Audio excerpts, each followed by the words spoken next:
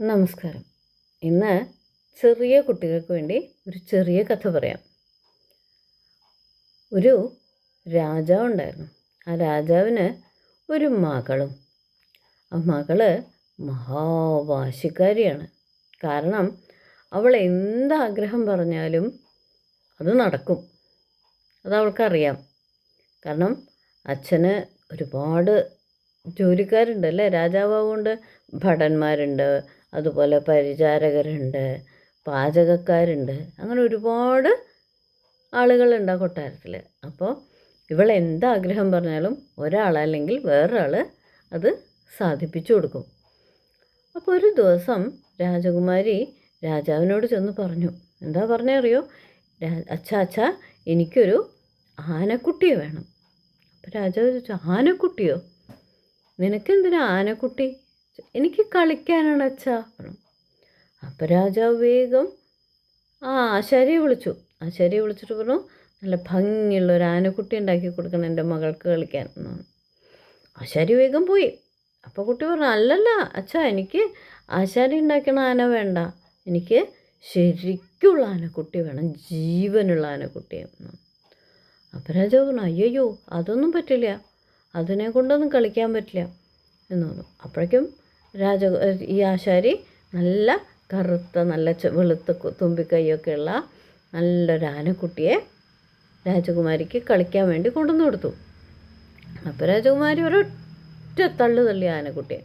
എന്നിട്ട് പറഞ്ഞു, എനിക്ക് ഈ ആനക്കുട്ടി വേണ്ട അച്ഛാ, എനിക്ക് നല്ല ആനക്കുട്ടിയെ വേണം, ജീവനുള്ള ആനക്കുട്ടി. വാശിയോട് വാശി. അവസാനം രാജാവ് പറഞ്ഞു, ശരി ആനക്കുട്ടിയെങ്കിൽ ആനക്കുട്ടി, ഒരാനക്കുട്ടിയെ കൊണ്ടുവന്ന് കൊടുക്കൂ. അങ്ങനെ ഒരാനക്കുട്ടിയെ കൊണ്ടുവന്ന് കൊടുത്തു. കുട്ടിക്ക് ഭയങ്കര സന്തോഷമായി. അവൾ വേഗം ആനപ്പുറത്ത് കയറിയിരുന്നു, ആനയുടെ കൂടെ കളിക്കാൻ തുടങ്ങി. കുറച്ചു നേരം കഴിഞ്ഞപ്പോൾ അവൾക്ക് മടുത്തു. അവൾ ആനക്കുട്ടിയെ വിട്ടു. അച്ഛൻ്റെ അടുത്ത് വീണ്ടും ചെന്നു. എന്നിട്ട് പറഞ്ഞു, അച്ഛാ, എനിക്കൊരു ചെപ്പുടം വേണം. അതിപ്പോൾ എന്താ വലിയ ബുദ്ധിമുട്ടുള്ള കാര്യമൊന്നുമല്ലല്ലോ രാജാവിന്. ചെപ്പുടം എന്ന് പറഞ്ഞാൽ ചെറിയൊരു പാത്രം. രാജാവ് പറഞ്ഞു, ശരി, ഒരു ചെപ്പുടം കൊടുക്കൂ പറഞ്ഞു. വേഗം അവൾക്കൊരു ചെപ്പുടം കിട്ടി.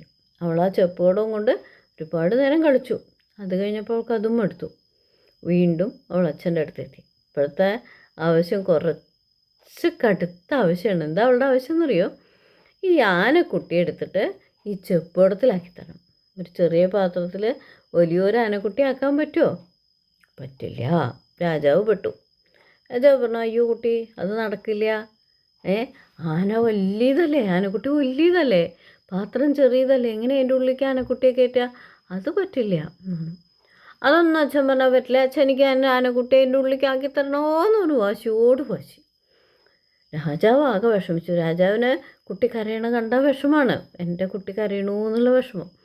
അപ്പോൾ എങ്ങനെയെങ്കിലും കരച്ചിൽ മാറ്റാൻ വേണ്ടി കുറേ പലതും ശ്രമിച്ചു നോക്കി.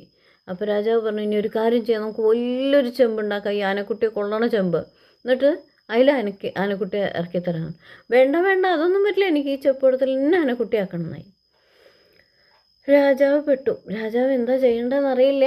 അപ്പോൾ മന്ത്രിയെ വിളിച്ചു. മന്ത്രിയോട് ചോദിച്ചു, എന്താ മന്ത്രി ഇപ്പം ഇതിന് ചെയ്യുക ചോദിച്ചു. അപ്പോൾ മന്ത്രി പറഞ്ഞു, ഇതിനൊരൊറ്റ വഴിയുള്ളൂ. അതെന്താ? നല്ലൊരു ചൂരലെടുക്കുക, നല്ല 2 പൂശ കൊടുക്കുക, അതോടുകൂടി വാശി മാറും പറഞ്ഞു. രാജാവിന് നല്ല വിഷമമൊക്കെ ഉണ്ടായിരുന്നു. പക്ഷെ കുട്ടി ഒരു പൊട്ടിക്ക് പറഞ്ഞാൽ കേൾക്കണില്ല. ഇത് വാശിയോട് വാശി. അവസാനം രാജാവ് എന്ത് ചെയ്തു? ഒരു ചൂരലെടുത്ത് തൻ്റെ മകളെ നല്ല 2 പൂശ പൂശി. എന്നിട്ട് പറഞ്ഞു, ഇനി മേലാൽ ആവശ്യമില്ലാത്ത കാര്യത്തിന് വാശി പിടിക്കരുത്. വാശി പിടിച്ചാൽ എന്താ ഉണ്ടാവുക? നല്ല അടി കിട്ടും പറഞ്ഞു. അതോടുകൂടി കുട്ടി വാശി നിർത്തി. പിന്നെ ആ കുട്ടി വാശി പിടിച്ചിട്ടേ ഇല്ല അത്രേ. നല്ല മിടുക്കി കുട്ടിയായിത്രേ.